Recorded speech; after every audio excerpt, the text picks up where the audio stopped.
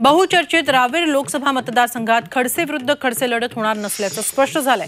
प्रकृतीच्या कारणाने आपण निवडणूक लढवणार नसल्याचं एकनाथ खडसेंनी स्पष्ट केलंय। तसंच मुलगी रोहिणी खडसेही निवडणूक लढवणार नसल्याचं त्यांनी सांगितलं। त्यामुळे भाजप उमेदवार रक्षा खडसे यांना घरातून आव्हान मिळणार नसल्याचं स्पष्ट झालंय। रावेरची जागा राष्ट्रवादीच्या पवार गटाकडे आहे। पवारांनी रावेर लोकसभा मतदारसंघातील इच्छुकांची बैठक घेतली। उद्यापर्यंत उमेदवार ठरवण्यात येईल अशी माहिती खडसेंनी दिली। माझ्या प्रकृतीच्या कारणासाठी फार पूर्वीपासूनच डॉक्टरांच्या सल्ल्यानुसारच निवडणुका लढवू अशा स्वरूपाचं एक धोरण घेतलं होतं। मला डॉक्टरांनी अजून या संदर्भातली परवानगी दिलेली नाही, त्यामुळे मी रावेर मतदारसंघामध्ये उमेदवारी करू इच्छित नाही। रोहिणीताई या ठिकाणी उमेदवार म्हणून त्यांनी कधीही विचार केला नव्हता।